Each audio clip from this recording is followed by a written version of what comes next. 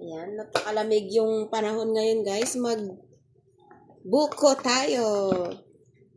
Sakto, meron pong buko na dinala ni Anjun galing sa Gataran. Ngayon ay ating memeryendahin. Lalagyan natin ng condense. Ito po yung sabaw niya, lalagay natin. Ay! Tingnan nyo naman. Ayan, no? Naparami ata ako ng sabaw. Malambot siya. Kakalugan ba? Nge. Lalagyan natin ng condense. Baka matamis masyado. Para kay Lola. Hindi naman, no?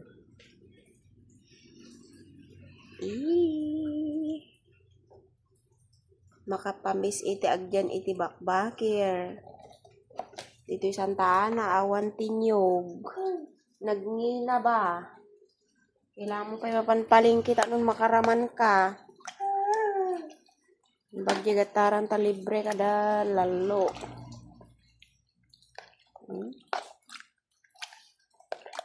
Mas ka ating ibu kayo.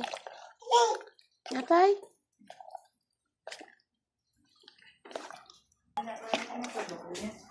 Mahilig ako noon ng nyog nung nasa Mapako pa ako. Ginak lang nga makaramdaman iti fresh nga nyog nga nasamit talaga. Naalala ko pa imuli anak ni Lola Ason ni Manang Gemma napadaos-dos nga bimaba ko nam. Tapos ni Dayan imuli ti nyog bimaba nagmarka jimens na pababa. Pagtanungin mo maalala niya talaga yun. Nagme-men siya, umakyat siya. Tikman natin itong sabaw. Kung matamis.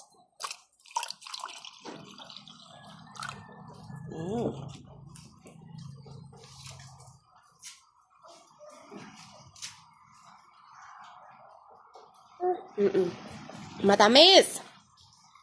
Wow! Ngayon ay kaya kumain na tayo. You get mangkok na. Mangkok? Oo, mangkok. Sarap pag may durin talaga. Pangkatamis.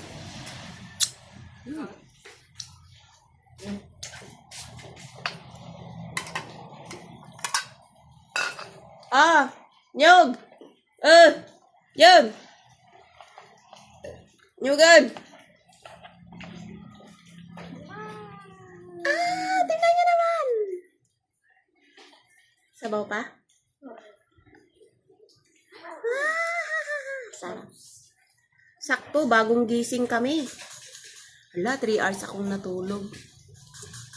Bongga. Thank you. May bayad yan. 25.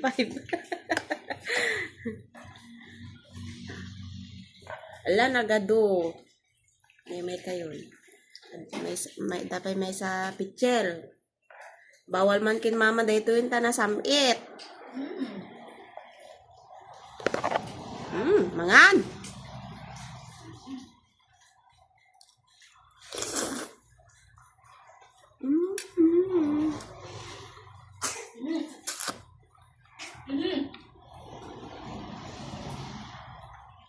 Sabaw.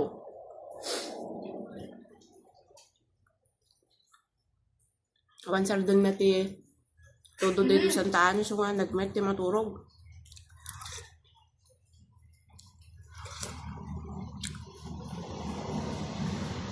Lambot na.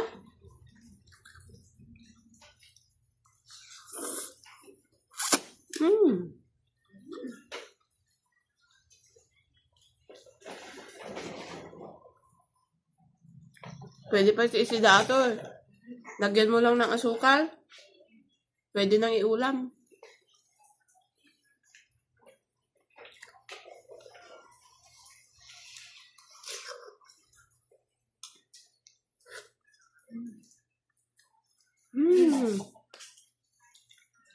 Lamig.